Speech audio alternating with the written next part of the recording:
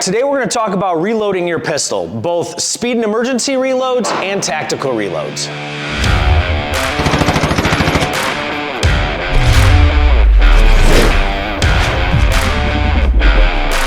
Hey everybody, today we're going to talk about reloads for your pistol, and more specifically we're going to talk about two types of reloads. We're going to talk about an emergency speed reload, and we're going to talk about a tactical reload. So let's first start off with the emergency or speed reload. And this is what happens when you're shooting your firearm and all of a sudden you have that stimulus of slide lock and you're, all of a sudden out of ammunition. All right, so let's break down the steps on how to do this emergency or speed reload. Now you are going to notice that the rig that I'm using today is not a concealed carry setup, and that's because I really want you to be able to see exactly what I'm doing, exactly what's going on when I'm performing these reloads, and everything that we're doing here is just as applicable on any concealed carry setup that you have. All right, so let's get started with the emergency or speed reload. So we've now just had that stimulus of slide lock, either visual or physical. We've felt the stimulus of slide lock, or we now see the visual stimulus of slide lock. And that's that, oh crap moment, we're out of ammunition. So how do we get ammo back into this pistol as fast as we can? I'm gonna take my non-dominant hand off of this firearm, and at the same time, my dominant hand is going to release this magazine down to the floor. We just let it drop right down to the floor because it's empty. We don't need it any longer. So we drop that as my non-dominant hand comes back to grab my magazine from the front of the magazines.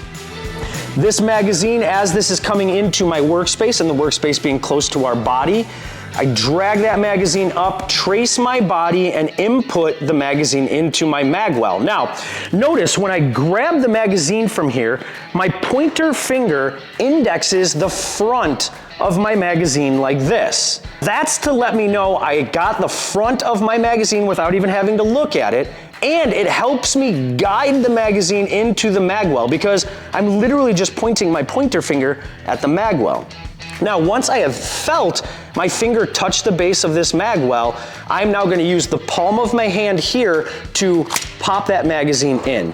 Now notice when I put this magazine in, I want to put this magazine in with some authority. I don't want to delicately put this magazine in because that could cause a lot of issues. Either this magazine isn't sitting in all the way and it's not going to strip that first round off, or it's going to, as I go to present, simply fall right out of the gun, and that's not what we want to see. We can't call a timeout in a self-defense incident, right? So as I go to input that magazine in, I put it in, and I put it in with authority. And if I don't think I had it in with enough authority, I'm gonna smack that thing again to ensure that it's seated correctly. Now, as I've got that magazine seated correctly, it's in there, it's ready to rock and roll. I reach up, I rack that firearm, reconfirm my grip, and I press back out and engage in the fight again. So that's our speed reload or emergency reload. We've got this stimulus where we're in the oh shit mode, right? We're out of ammunition. We need to get that in as fast as possible and get back into the fight.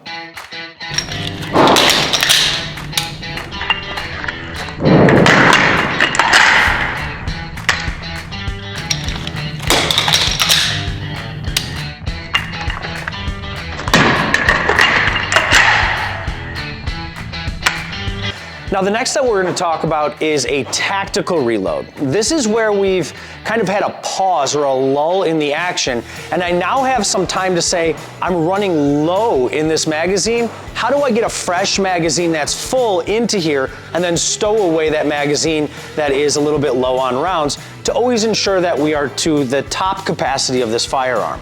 So let's perform a tactical reload.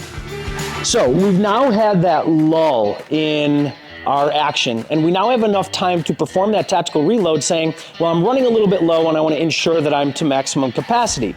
So now what I'm going to do is I'm going to bring that gun back in towards my workspace, and as I'm doing so, I'm taking my non-dominant hand and I'm bringing it down to that fresh full capacity magazine.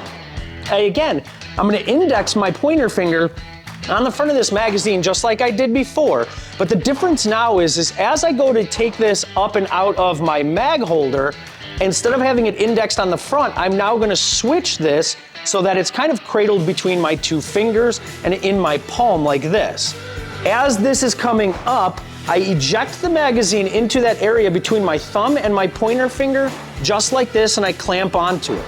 Now I simply rotate my wrist, put that fresh magazine in. Again, I put this magazine in with authority like that, and I take this magazine and I now need to stow it away. I don't want to simply drop this to the ground because that's a waste of a magazine with ammunition. So I now want to put it in a pocket, front pocket, back pocket, hoodie pocket, jacket pocket, or if you have a rig set up like this, into a rearward dump pouch. But I don't want to get rid of it. And I especially don't want to put it back into my mag holders because mag holders should only be there for full magazines. So now I've stowed that magazine back and away. I complete my grip and I just press out and get ready for the fight again. I don't need to rack this because there's already a round still in the chamber, so this thing is ready to go. I press out and get back into the fight. And that's a tack reload.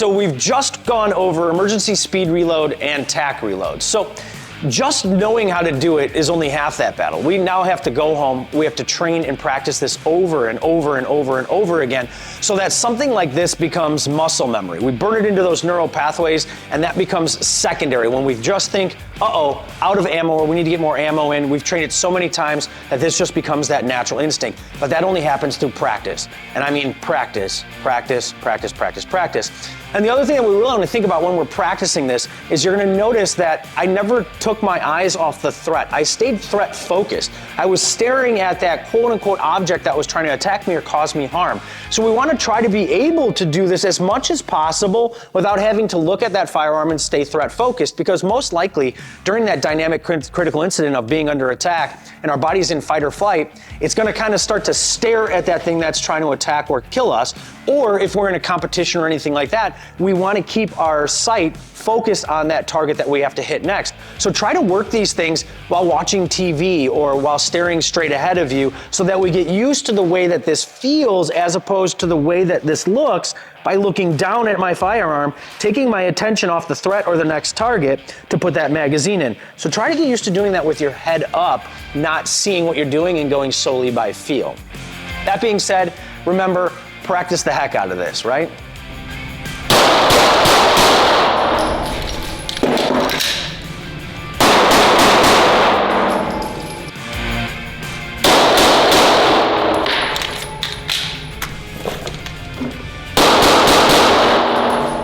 All right, and as usual, don't forget to like, share, and pull the trigger on that subscribe button and hit that notifications bell so that you get notifications when we drop further videos. And don't forget to hit us up at d5rangesmarengo.com. Thanks for watching this video, and I look forward to seeing you guys next time.